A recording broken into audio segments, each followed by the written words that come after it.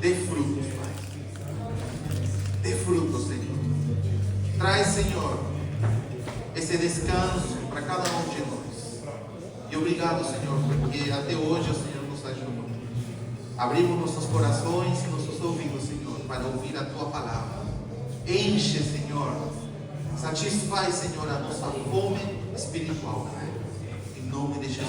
Oramos e te agradecemos. Amém.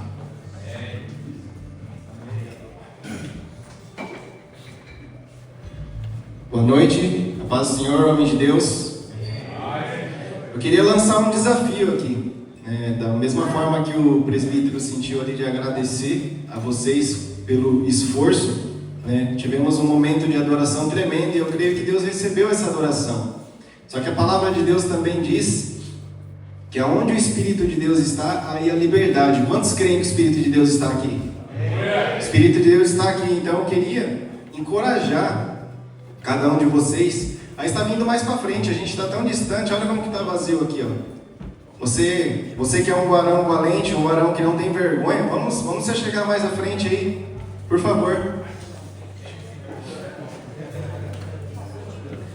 Creio que o Senhor tem algo precioso para ministrar aos nossos corações hoje.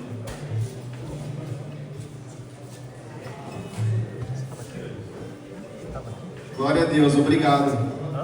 Obrigado, irmãos. O tema que vamos estar abordando hoje é pais e filhos. Pais e filhos.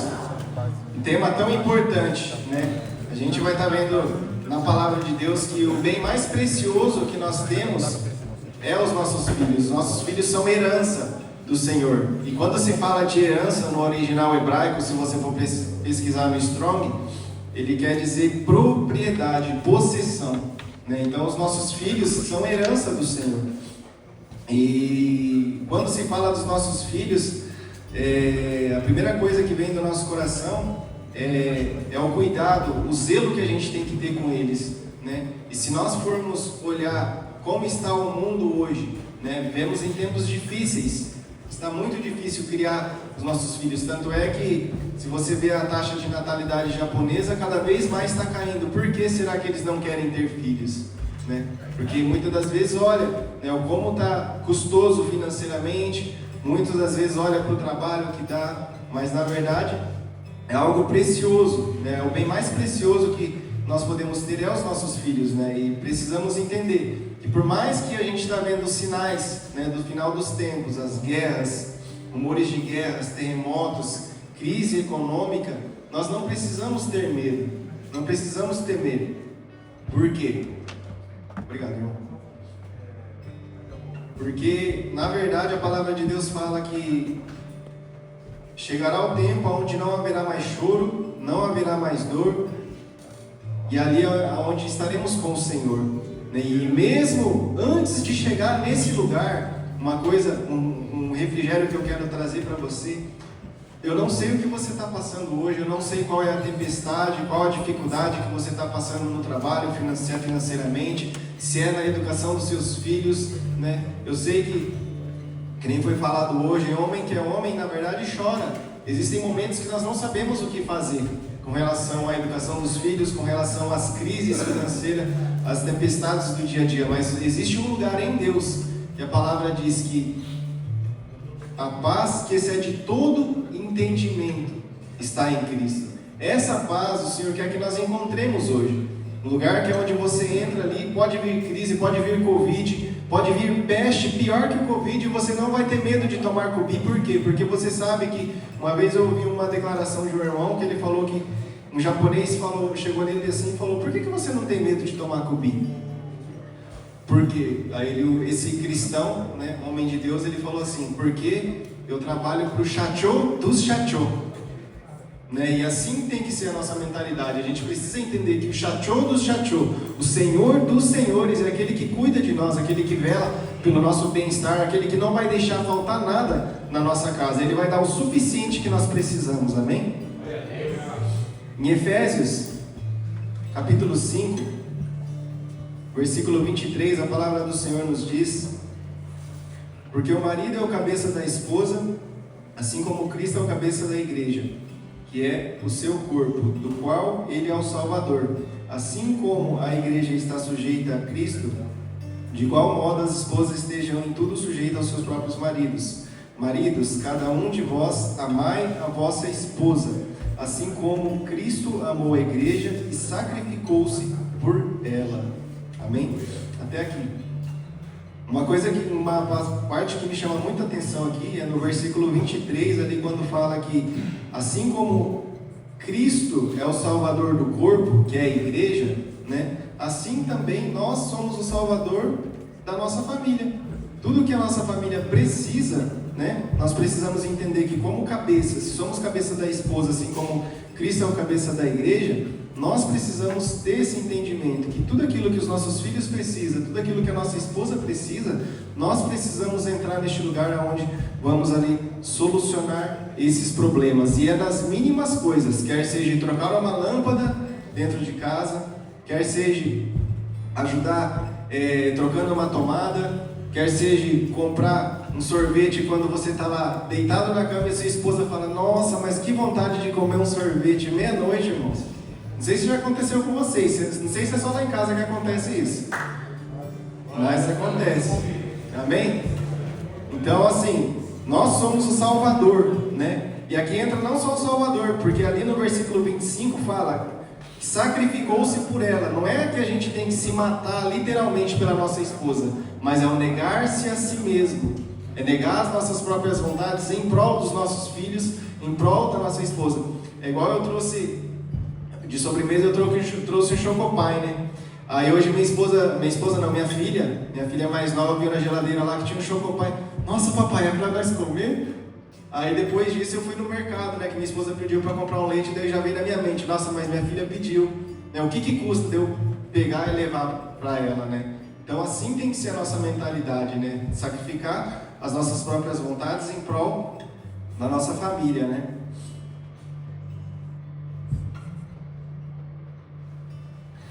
1 Timóteo 5, versículo 8 também diz: Mas se alguém não tem cuidado dos seus e principalmente dos da sua família, negou a fé e é pior que o infiel. Outras versões falam que é pior que o incrédulo. Então o que a gente precisa entender? Jesus está voltando, e quando ele voltar, assim como aconteceu ali no Jardim do Éden, por mais que foi Eva que errou, mas ele pediu conta para quem? Ele foi pedir conta do pecado, ele foi cobrar Adão, né? Então, da mesma forma, é conosco, né? Então, se nós realmente, e eu creio aqui que somos homens de Deus, todos nós somos homens de Deus, então esse versículo aqui é para nós, né? Que se não estamos cuidando da nossa própria família, nós somos pior que o incrédulo. E eu acredito aqui que não existe ninguém perfeito, né? Eu sou dos piores aqui, né? Eu sou o pior porque eu acredito que todos nós somos imperfeitos, e por mais que a gente se esforce, por mais que damos o nosso melhor, sempre tem algo para melhorar, não é verdade? E o versículo base, para você que está anotando, o versículo base está lá em Salmo 127, do versículo 3 ao 5.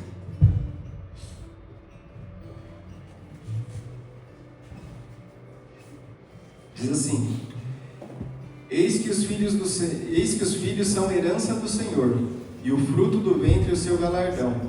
Como flechas na mão do guerreiro, assim são os filhos da mocidade. Bem-aventurado o homem que enche deles a sua aljava. Não serão confundidos, mas falarão com os seus inimigos à porta. Amém?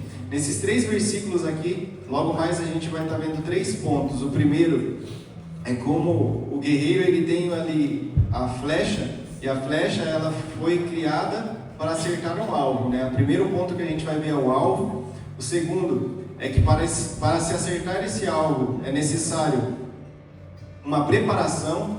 E o terceiro, que para ser lançado e depois de ser preparado essa flecha, no terceiro existe um tempo para que isso aconteça, né? E na palavra de Deus temos duas passagens que me chamam muita atenção, de 2 homens de Deus que foi tremendamente usado por Deus para fazer, digamos que foi um avivamento a época que eles viveram realmente. Um deles foi o rei Ezequias. Ezequias foi um rei, um grande rei que reinou ali em Judá. Ele foi um homem de Deus que marcou a sua geração. Ele começou a reinar com 25 anos de idade. Ele foi um grande homem de Deus, um homem de fé, e experimentou muitos milagres. Ele promoveu um avivamento em seus dias, chamando o povo ao arrependimento e ao abandono da idolatria, e convocando-os para que se voltassem ao Senhor. E lá em 2 Reis, versículo 18, do 3 ao 7, não vamos ler, mas eu vou só resumir o que está escrito ali. Ezequias fez o que era reto aos olhos do Senhor. Ele retirou os altares idólatras, ele destruiu os postes ídolos pagãos, ele despedaçou a serpente de bronze que Moisés havia construído, ele conservou-se fiel ao Senhor sem jamais se afastar dele, e guardou os mandamentos de Deus que Deus tinha dado a Moisés. Por isso, Deus esteve com ele e concedeu prosperidade em tudo o que ele fazia.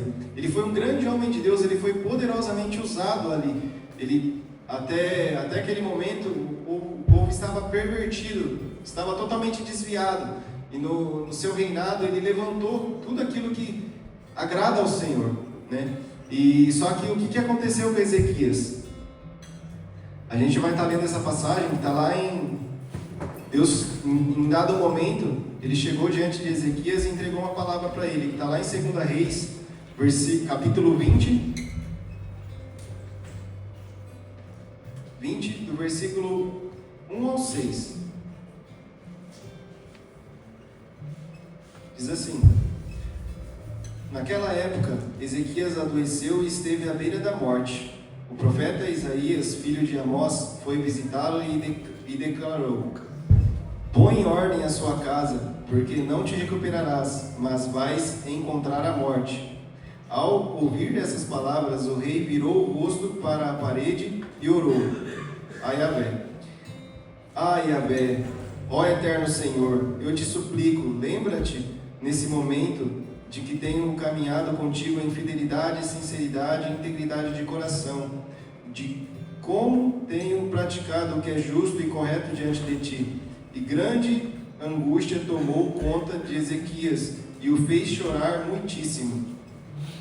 Contudo, antes que o profeta Isaías se retirasse da cidade, quando atravessava o pátio intermediário, eis que sobreveio a palavra do Senhor, dizendo: Volta e declara a Ezequias, príncipe do meu povo, assim diz Yahvé o Senhor, o Deus de teu pai Davi: ouvi a tua oração e as tuas súplicas, e vi as suas lágrimas. Eu te curarei, e depois de 3 dias subirás à casa do Senhor. Acrescentarei 15 anos à tua vida na terra, e livrarei a ti e a cidade toda das mãos do rei da Síria. Protegerei a cidade por amor da minha própria pessoa e por amor do meu servo Davi. Amém? Aqui a gente entende o quê? Que Deus tinha dado uma sentença que ele ia morrer. Não era uma palavra de um médico, vejam bem, não foi um médico que entregou essa palavra, era o profeta Isaías, enviado por Deus, e disse: põe em ordem a sua casa, porque certamente você vai morrer. Era uma sentença celestial, dizendo que era para ele morrer. Mas, para vocês verem como ele tinha uma vida íntegra, como ele tinha uma vida correta, uma vida honesta diante do Senhor. Ele chegou, virou o rosto de lado, chorou diante da presença, chorou copiosamente, muito, e pediu para Deus ter misericórdia. Deus ouviu a ele, acrescentou mais 15 anos de vida para ele. Só que qual foi o erro de Ezequias? Se você for fazer o cálculo, né, nós vamos estar vendo já em seguida, o filho dele, que se chama Manassés, tem 12 anos. E foi acrescentado quantos anos para ele? 15 anos. 15 menos 12, né? Dá quanto? 3. Então, depois de 3 anos, né, Deus sendo onisciente, ele sabia que depois que ele ia ter misericórdia e ia conceder os 15 anos, ele sabia que viria Manassés, né, que nasceria Manassés. E Deus já tinha dito para ele, põe em ordem, né? Essa palavra no original hebraico também significa ordene, decrete, né? Coloca realmente em ordem, coloca em ordem a sua casa, porque certamente ele ia morrer. Só que Deus concedeu ali um milagre para ele e ele não fez isso. Por quê? O filho dele foi, eu vou estar lendo para vocês, não a passagem toda, mas anotem aí. Essa passagem está lá em 2 Reis 21, do 1 ao 9. Eu vou resumir para vocês o que Manassés fez.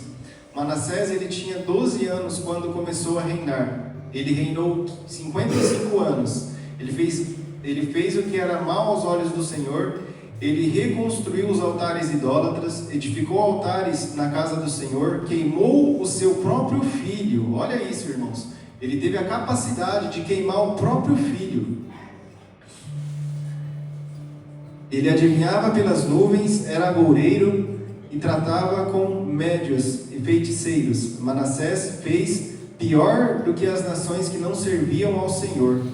O avivamento dos dias de Ezequias morreu junto com ele. Raramente na história um avivamento dure mais de uma geração. Eu acredito porque isso acontece é por causa que falta uma visão de continuidade geracional, né? Então se a gente for parar para analisar na Bíblia, a maioria dos exemplos que nós temos ali não segue o avivamento. Quando teve os avivamentos, não vai para a segunda geração e até nos nossos dias atuais. Por quê? A dificuldade que tem de instruir, de passar o legado para os filhos, né? Assim como os homens da Bíblia tiveram essas dificuldades, nós também temos, porém, não é impossível, né? Existem muitos que conseguem com a graça de Deus, né? E para vocês terem ideia do erro de Ezequias, olha qual foi a declaração dele. Em 2 Reis, capítulo 20, do 17 ao 19, o profeta Isaías mais uma vez foi diante dele e entregou mais uma sentença, que todos os bens que ele tinha seria levado, né? Todos os bens que ele tinha conquistado e os pais dele tinham conquistado seria levado, e os filhos se tornariam eunucos para servir ao rei da Babilônia. E aí no versículo 19 ele diz assim: boa é esta palavra que o Senhor nos falou. Por que ele disse isso? Porque ele pensava que nos seus dias haveria paz e segurança, né? Então ele imaginou, por mais que vá acontecer todos esses horrores, todas essas coisas ruins, não vai ser comigo, vai ser com os meus filhos, vai ser com os meus netos, e ele não se importou com isso. Então aqui entra tudo, a palavra de Deus fala, né? Tudo que está escrito para o nosso ensino está escrito, né? Que nós venhamos aprender com isso, né? Por mais que nós nos esforcemos em ser um bom homem de Deus, um bom esposo, um bom pai para os nossos filhos, se nós não deixarmos um legado para os nossos filhos, tudo que nós estamos construindo vai virar pó. Por quê? Acontece muito também, né? Foi falado aqui hoje na palavra de oferta. Às vezes a gente fica uma vida inteira juntando uma herança para os nossos filhos, não que não pode juntar. Realmente a Bíblia também fala que nós precisamos juntar uma herança com sabedoria, né? Não deixando as coisas de Deus de lado também, mas você passa ali uma vida inteira só lutando para isso e para juntar essa herança, deixa para o filho, quando vai ver, às vezes o filho pega essa herança, não dá nem 5 anos, já torrou tudo, perde tudo que conquistou, e com tanto sofrimento. Por isso que nós precisamos entender que a melhor coisa que nós vamos deixar para os nossos filhos é um bom caráter, né? É eles estarem no caminho de Deus. Então, o que a gente aprende também com Samuel? Só vou ler um versículo que está lá em 1 Samuel, capítulo 8, versículo 5. Ele foi um grande homem de Deus, porém ele falhou com seus filhos, né? E os anciãos disseram-lhe: eis que já estás velho, e os filhos não andam pelos seus caminhos. Constitui-nos, pois, agora um rei sobre nós, para que ele nos julgue como o tem todas as nações. Olha que interessante. Até então aqui, Deus é que levantava os juízes para estar direcionando o povo ali, a estar andando segundo o caminho do Senhor, e tudo ia bem para o povo de Israel, né? Tudo acontecia de acordo, Deus usava o profeta ali para direcionar o povo, e por causa do Samuel, ele teve uma vida impecável. Ele chegou diante do povo e teve a capacidade de perguntar de quem eu roubei alguma coisa, para quem eu fiz alguma coisa errada, e ele foi irrepreensível. Ele se colocou à prova diante das pessoas. E só que o que aconteceu? Os filhos dele se prostituíam e faziam horrores no tabernáculo, né? Então não valeu de nada aquilo que ele, por mais que ele se esforçou um monte, mas não passou para a próxima geração. E para que isso não aconteça, o que nós precisamos fazer como cabeça, como sacerdote dentro do nosso lar? Os 3 pontos que eu queria compartilhar em Salmo 127, o primeiro é o nosso alvo principal. O alvo principal são 2 alvos. O primeiro é o alvo geral, está lá em 1 Timóteo, capítulo 2, versículo 4, diz que Deus deseja que todos os homens sejam salvos e cheguem ao pleno conhecimento da verdade. Ou seja, o primeiro passo é nós conduzirmos os nossos filhos a serem salvos, a estarem com Deus. Esse é o primeiro alvo, o alvo geral que os nossos filhos têm que ter. E isso cabe a nós, pai, fazer. Essa é a nossa responsabilidade, de conduzir os nossos filhos desde pequeno. E mesmo se falhamos na infância, mesmo se o seu filho não está hoje firme com o Senhor, tenha fé e persevere, ore, clame, jejue por ele, que isso realmente vai chegar um momento que Deus vai fazer um milagre na sua casa, amém? O segundo é o alvo pessoal. O alvo pessoal é um destino profético, um plano individual, uma missão personalizada, de uma linguagem mais fácil, né, para os nossos adolescentes entender. Quando se fala de destino profético e o propósito pessoal que cada um tem, é uma missão. Todos nós não estamos aqui por um acaso. Nós não nascemos simplesmente para trabalhar numa fábrica, formar uma família e simplesmente morrer. Seria algo muito, muito estranho, na verdade. Temos um objetivo, temos uma missão, e a missão que eu tenho que fazer, o Marcelo não vai poder fazer, e a missão que o Marcelo tem, o presbítero Vitor não vai poder fazer. E quando estivermos diante do Senhor, Deus ele não vai cobrar isso dos nossos filhos somente. Deus ele vai cobrar também da nossa parte, se nós instruímos corretamente os nossos filhos, né? Então, precisamos direcionar os nossos filhos nesse destino profético. E para não ficar nas minhas palavras, um exemplo nós temos de Paulo, né? Em Filipenses 3, do 13 ao 14, diz assim: irmãos, quanto a mim, não julgo que haja alcançado, mas uma coisa faço, e que esquecendo das coisas que para trás ficam e avançando para as coisas que estão adiante de mim, prossigo para o alvo, pelo prêmio da soberana vocação de Deus em Cristo Jesus. Ou seja, existe um alvo, existe um objetivo, e se nós não estivermos na presença de Deus, vou ser bem sincero, mesmo estando dentro da presença de Deus, vindo aos cultos todos os dias, já não é tão simples de encontrar esse objetivo, mas esse é o caminho. Esse é o caminho, não é verdade? Então, que nós venhamos ter isso em mente. Essa é a nossa responsabilidade. Primeiro, nós precisamos ter a convicção do nosso chamado e da nossa missão. E segundo, nós precisamos entender que não é simplesmente trazer os nossos filhos para a igreja e deixar eles ser educados ali na salinha. Não é simplesmente ir na célula, levar os filhos e deixar eles brincando ali somente. Não é dentro de casa, né? Tudo começa dentro de casa. É ali que nós vamos ter as oportunidades. Claro, não é sozinho, porque a palavra de Deus fala: maldito o homem que confia na força do seu braço. Não é na força do nosso braço, não é sendo bravo com nossos filhos, mas é buscando em Deus sabedoria. Sabedoria em alguns momentos. Deus nos dá a oportunidade, né? A nossa oração tem que ser: Deus nos dá a oportunidade. Enquanto acontecer alguns momentos, o Senhor use a minha vida para instruir os meus filhos, né?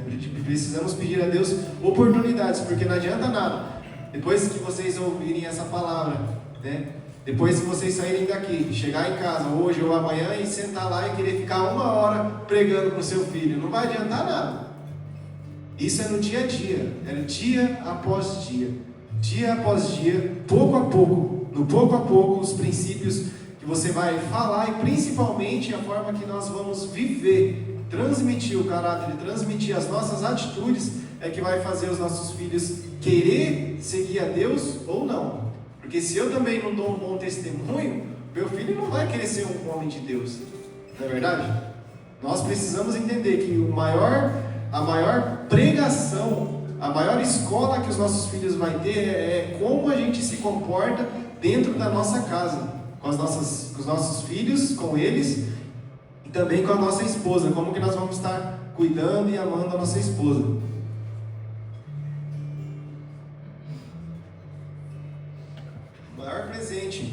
O maior presente que a gente pode dar para os nossos filhos, está até ali no banheiro escrito, né? Tem escrito.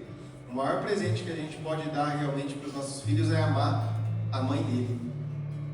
A gente precisa amar as nossas esposas. O segundo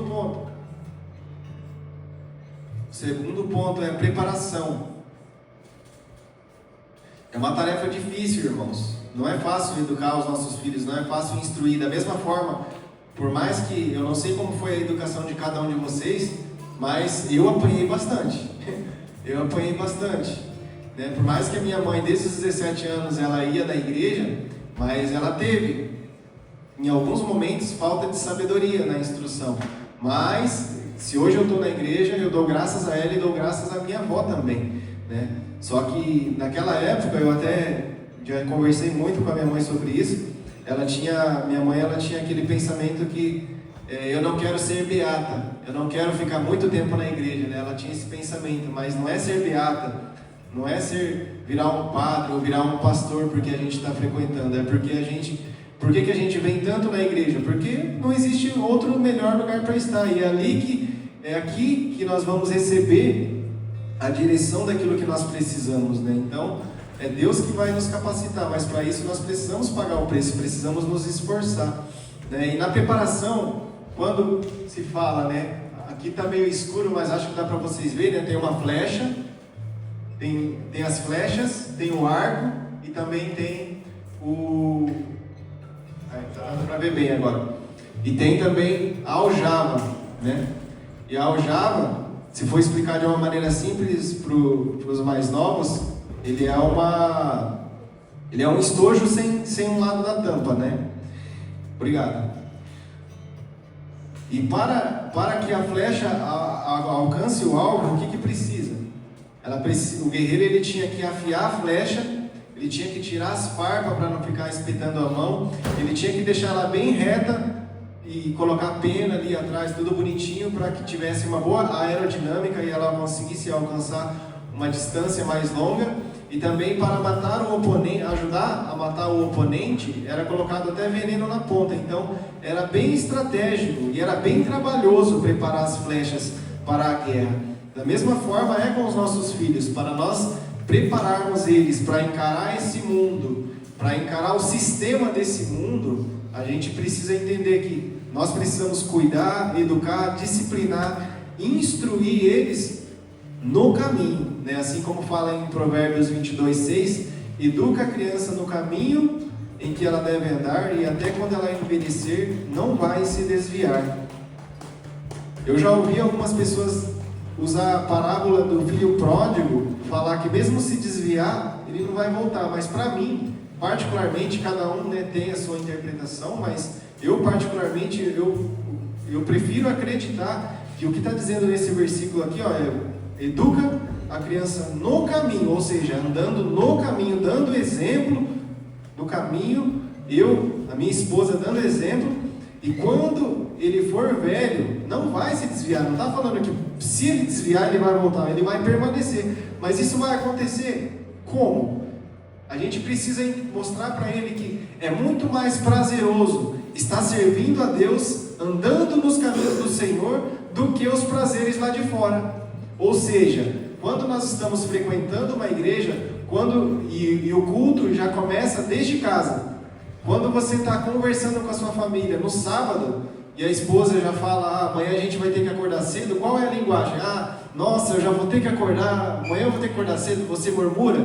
Você reclama? Ou será que você demonstra para o seu filho? Não, glória a Deus, passou a semana de segunda a sexta, trabalhei a semana toda trabalhando para o sistema desse mundo, agora eu vou dedicar esse final de semana para adorar a Deus. A gente precisa demonstrar alegria para os nossos filhos, porque a partir do momento que eles veem que tanto o marido como a esposa tem prazer e se alegra em estar na casa de Deus, eles não vão querer estar lá fora usando e vivendo aquilo que está lá fora. Eu digo isso porque pela misericórdia de Deus eu não experimentei as coisas de fora, pela misericórdia de Deus, mas eu também não tive tentação, mas como eu tive um exemplo dentro da minha casa, minha mãe, ela sempre me instruiu, então glória a Deus que eu pude experimentar isso. E eu espero também que isso aconteça com os meus filhos e com os filhos de vocês também, irmãos. Mas basta nós termos essa convicção e transmitir esse prazer, essa alegria de estar na casa de Deus. Mais alguns versículos sobre a educação de filhos. Provérbios 29:17 diz: corrige o teu filho e ele te dará descanso, trará delícias para ti. Olha que provérbios tremendo. Corrige o teu filho e ele te dará descanso.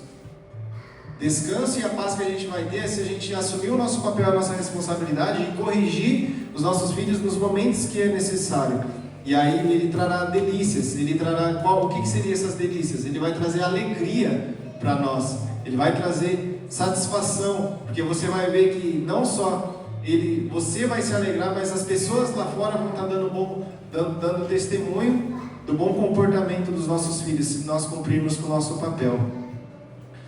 Provérbios 22:15 diz assim: a tolice mora naturalmente no coração das crianças, mas a vara da correção as livrará dela. Ou seja, a tolice está no coração da criança, mas a vara, ele ajuda a corrigir, a tirar a tolice do coração. Provérbios 19:18 diz: disciplina o teu filho enquanto há esperança, mas não deixes que o teu ânimo se exalte até o matar. Olha que forte é isso daqui. A Bíblia ela aconselha a usar a vara, claro, com sabedoria, Eu particularmente aconselho a usar em último caso, mas a gente tem que usar com amor e com sabedoria. No versículo 18 do capítulo 19 diz aqui que a gente não pode exaltar o nosso ânimo a ponto de matar, ou seja, não podemos exagerar. Tem um versículo também que fala que nós não devemos provocar o nosso filho a ira, O que acontece? Quando os nossos filhos, principalmente, imagina você num restaurante e seu filho pega e derruba o copo de refrigerante ali, qual que é a nossa reação? Dentro de nós sobe uma ira, não é verdade? Você fica irado quando ele faz alguma coisa e te envergonha. Quando você fala uma coisa para os seus amigos e seu filho entra no meio da conversa e ele desconversa isso que você falou. O que acontece? A gente fica envergonhado na frente dos nossos filhos e isso traz ira. E quando vem essa ira, é o momento que a gente não deve corrigir imediatamente os nossos filhos. O que vai acontecer para a gente evitar isso, de não exaltar o nosso ânimo, é nós termos sabedoria. E quando formos corrigir os nossos filhos, nós precisamos deixar o ânimo acalmar um pouco. Não podemos corrigir imediatamente, amém?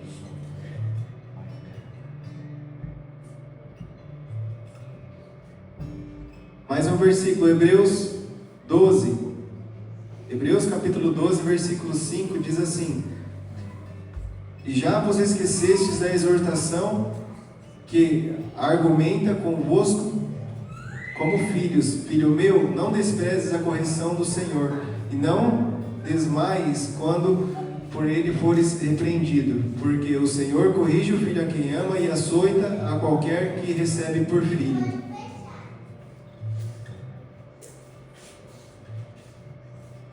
Deus ele corrige ao filho que ama, Então, se realmente você, pai, você ama o seu filho, ele precisa de correção, ele precisa de instrução, ele precisa de direcionamento. Mas antes não, dentro da disciplina, o fator principal que existe é a comunicação. Quando seu filho briga na escola, você não tem que chegar já em casa querendo bater nele, você tem que perguntar para ele o que aconteceu. Pergunta para ele, pergunta para a professora, vê primeiro o que aconteceu, ou se o seu filho está indo mal na escola também. Será que a gente vai pegar e vai somente jogar a culpa nele, jogar a culpa no videogame, no tablet, ou será que a gente às vezes vai tirar ali 10, 15, 20 minutinhos para estar sentando, nem que seja do lado, porque a gente tem a dificuldade do idioma, a gente muitas das vezes não vai saber ajudar o filho, mas só o fato de você estar do lado dele ali, né, acompanhando um pouco, algumas vezes, alguns dias durante a semana, isso vai motivar o seu filho a estar se esforçando mais.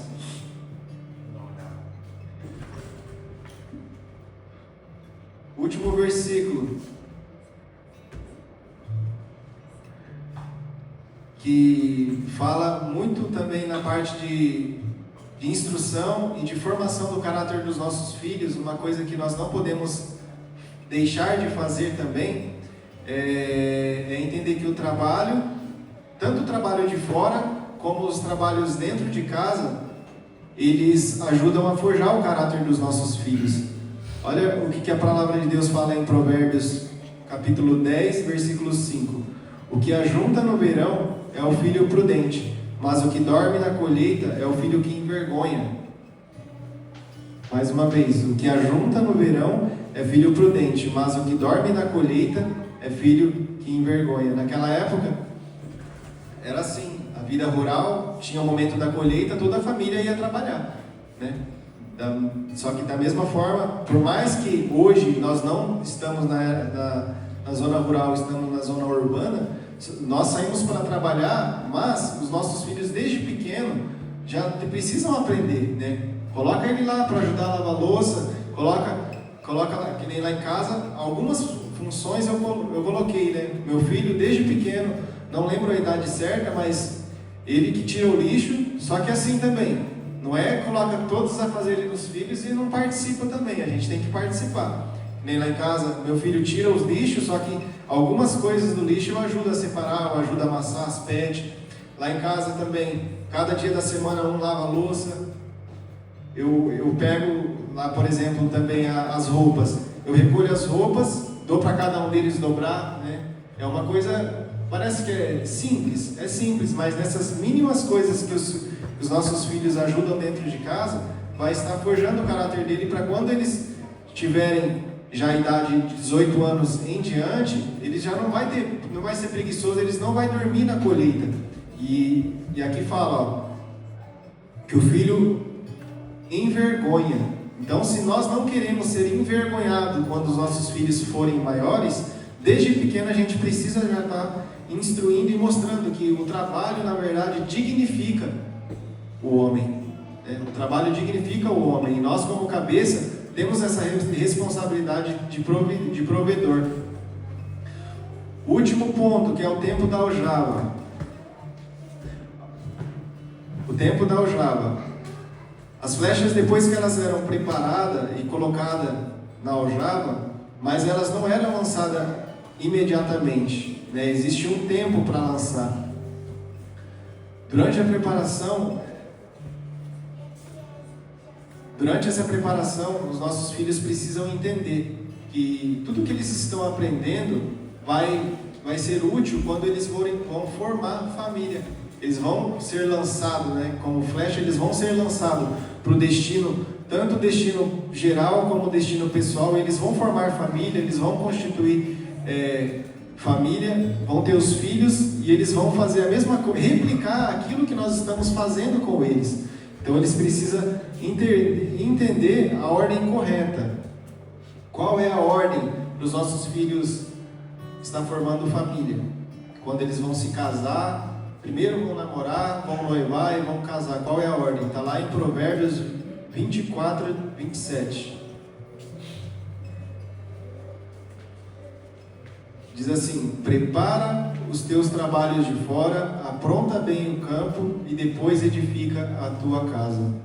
Ou seja, os nossos filhos têm que ser trabalhador, os nossos filhos precisam ser trabalhadores, aprontar bem o campo, né? Trabalhar e ter ali o seu sustento, ser autossustentáveis. Nossos filhos precisam aprender isso antes de, depois que eles aprenderem isso, eles vão edificar a casa. Um exemplo na palavra também nós vemos que Deus, ele primeiro deu o trabalho para Adão e depois ele deu Eva. Primeiro ele tinha que lavrar e cultivar no Éden para depois ele receber a sua varoa. Gênesis 2, 24, a Bíblia diz que deixará o homem pai e mãe e se unirá à sua mulher. Aprendemos o que? É sobre os recursos do pai, né? Que os filhos, quando eles se casarem, eles vão precisar cortar o cordão umbilical. Eles vão precisar ser autossustentáveis, né? Então, isso aqui é tudo para trabalhar no caráter deles e vai ser benefício para eles, né? Uma das coisas que acontece, que atrapalha, na verdade, a formação do caráter dos filhos, nessa parte de esperar, e eles não vão entender se nós não formos firmes. Por exemplo, acontece mais no Brasil. Aqui no Japão as leis são rígidas, mas lá no Brasil acontece que a partir de 12 anos os filhos já estão aprendendo a dirigir carro, por exemplo, dirigir moto, né? E isso daí é inflação diante da lei dos homens e a inflação diante de Deus. Isso é pecado, é errado, né? Nós precisamos ensinar os nossos filhos que eles precisam esperar até os 18 anos, porque se eles não aprenderem a esperar nas mínimas coisas, como que eles vão entender também que eles precisam esperar até os 18 anos para ter intimidade sexual no casamento, por exemplo? Então a gente precisa entender que nas mínimas coisas que nós cumprirmos o nosso papel, eles vão entender. Não tem aquela clássica frase também que nós sempre costumamos fazer? A gente chega com doce dentro de casa e fala para os nossos filhos: espere até o jantar, espere até o almoço. É nas mínimas coisas, essas mínimas oportunidades que o Senhor dá para você estar instruindo, são oportunidades que o Senhor vai estar forjando o caráter do filho. Então a gente precisa entender que a maior ferramenta que o seu filho tem de instrução não pode ser o tablet, não pode ser o celular. A maior ferramenta é você, é nós homens, é nós pais que somos essa principal ferramenta para instruir os nossos filhos nos caminhos do Senhor. E não existe na Bíblia um exemplo perfeito de deixar um legado, né? Um pai que foi um homem de Deus e deixou um legado para os filhos. Mas não existem de homens natural, só que nós temos um exemplo. O único exemplo que você vai encontrar está lá em João, capítulo 5, versículo João 5,19.